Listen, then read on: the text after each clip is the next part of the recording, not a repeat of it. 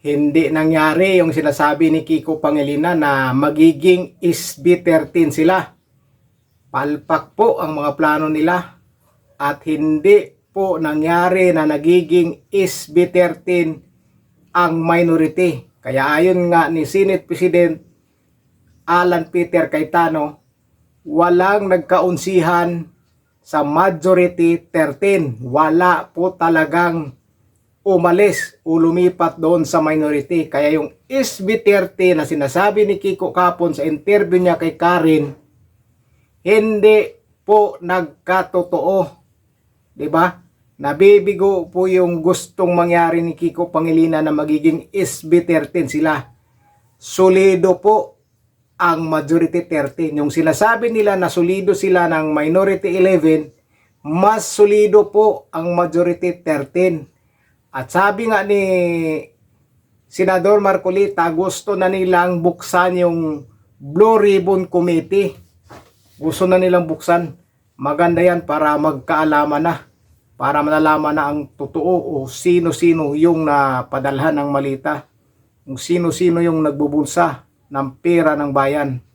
Magkakaalaman na po yan. Kakabahan na po yung mga taong sangkot dyan sa malita gang na yan.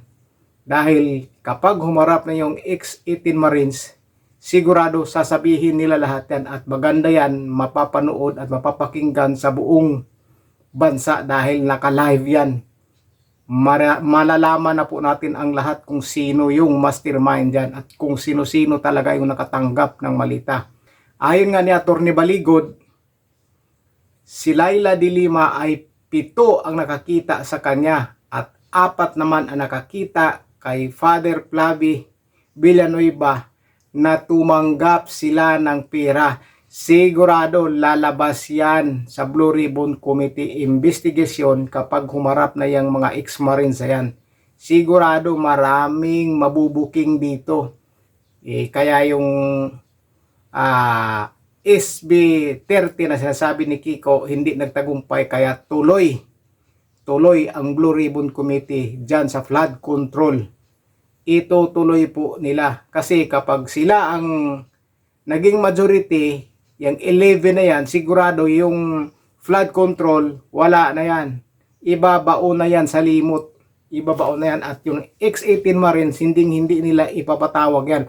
Di ba ayaw nga talaga ipatawag ni Senador Lacson yan? Ayaw. Ang tanong, bakit ayaw niya iharap sa Blue Ribbon Committee? Sinasabi niya daw, puro daw hindi daw nakakapaniwala yung mga sabi ng X-18 Marines, hindi daw wala daw sabaga walang katotohanan. Ngayon, ang mag-imbestiga na sila ni Senador Marcolita, Jingo Estrada at saka si Pia Cayetano. Sigurado po maimbita yung X-18 Marines. Maglalabasan na po yan kung sino yung mga kurakot yan. At saka yan si Soto, di ba? Binanggit din yan sa X-18 Marines. Binanggit din po yan siya na nabigyan din. Nako po, kaya siguro gustong-gusto nila sila ang majority para yung X-18 Marines hindi maimbita sa Blue Ribbon Committee investigasyon. Kaya gusto nila talaga na sila ang majority. Ngayon, solid ang 13, wala pong nagkaunsihan para lumipat doon sa 11. Tuloy ang flood control at yung malita. Kaya yung mga binabanggit ng X-18 Marines, kasama sila si Soto, si De Lima, si Father Flavie, sila Bongbong Marcos, Sandro Marcos. Yan, nababanggit yan na tinadalhan nila si Romualdez, si Martin Romualdez. Tapos mayroon pa silang pinadalhan daw ng malita, si Comelec Garcia, Chairman Comelec Garcia, binigyan din yan. Tapos mayroon pa sa media daw, mayroon pa silang binigay. Kaya kapag natuloy na yung Blue Ribbon Committee at ipatawag ang X-18 Marines, sigurado po maraming mabubunyag dyan. Maraming malalaman kung sino talaga at kung sino-sino yung binibigyan nila ng mali-malitang pera, na pera ng bayan, na binubulsa lang ng iilan. Di ba? Mga kapal ang mukha, mga hindi nahihiya sa taong bayan na nagsisikap, naghihirap, nagpapawis para lang kumita at makapagbayad ng tax, tapos ibubulsa lang ng iiba dyan. Sarap buhay, mukhang pera, di ba? Kaya ayan, hindi sila nagiging majority kahapon yung 11. So mabubuksan na ang flood control at Malita. Kaya pipilitin nila yan. Kaya sabi nga ni Senador Marcolita, hindi siya magpapatakot. Kahit kakasuhan man siya, hindi siya mananahimik. Dahil kinasuhan nga siya para manahimik. Pero sabi niya, hindi siya mananahimik kahit ano pang gawin nila, di ba? Sunod-sunod ang kaso niyan, di ba? Sunod-sunod. Kaya magkaalaman yan. Sana nga bilis-bilisan nila yung Blue Ribbon Committee investigation. Bilis-bilisan nila. Kasi ang mga kalaban na yan, yung minority yan, gagawa ng paraan yan na maagaw nila ulit ang majority para matigil yung investigasyon ng flood control at Malita. Yan ang ano nila, gusto nilang pigilan yan. Kasi kung hindi nila gusto pigilan yan, bakit noong si Senador Panfilo Lacson pa ang Blue Ribbon Committee o chairman, bakit hindi niya pinatawag yung X-18 Marines, yung binubunyag ng X-18 Marines? May mga picture na, di ba? May mga ebidensya ng hawak. Grabe po ang lalakas ng ebidensya, pero ayaw ipatawag. Ano ang dahilan? Ano ang dahilan? Kaya gusto nila sila majority dahil may tinatago talaga mga yan. Bakit ayaw nila talaga na maimbestigahan yung mga sinasabi ng X-18 Marines? Mahuhuli na po sila. Sana bilis-bilisan po ang investigasyon. Ipatawag agad unang araw pa lang ng pagbukas ng Blue Ribbon Committee investigation, ipatawag agad yung X-18 Marines para mabunyag lahat. Maganda yan naka-live para yung mga taong hindi naniniwala, malalaman nila ang katotohanan kung sino-sino talaga yung mga nagbubulsa ng pera ng kaban ng bayan. Minamalita, pinapasok sa malita, idiniliber kung sino-sinong taong kurap, yung mga ilang kurap ng opisyal ng gobyerno. Binanggit na yan ng X-18 Marines kung sino-sino mga yan. Binanggit na po yan. Kaya yung pare na yan, si Villanueva, 4 ang nakakita sa kanya na tumanggap siya ng pera. Kaya ganun na lang pala kakayod-kayod yan. Hala kung ano-ano ang inaatupak laging nasa social media, di ba? Yun naman pala, 4 ang nakakita na tumanggap siya ng pera. At saka si Laila de Lima naman, 7 ang nakakita sa kanya. Ayon yan kay Atty. Baligod.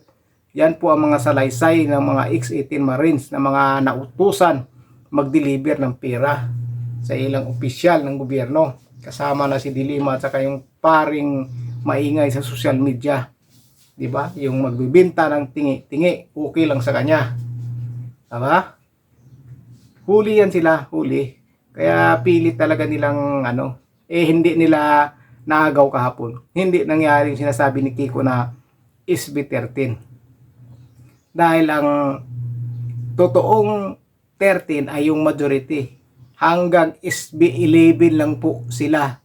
Hindi po nadagdagan at solid na po yung 13 na yan dahil talagang binuhis ni Senador Bato yung sarili niya para lang maging majority sila, tapos kakala sila.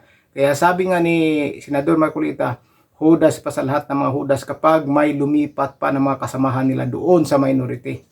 Dahil sa ginawa ni Senador Bato na itinaya ng sarili niya para maging majority sila, dahil isa lang po ang kailangan para maging majority sila. Dahil kapag 12, hindi po mangyayari o maagaw nila ang majority. Kailangan 13 talaga, 13. Hindi pwedeng 12, 13. Kaya si Senador Bato ang dahilan kung bakit sila nagiging majority. Tinaya po talaga niya yung kalagayan niya.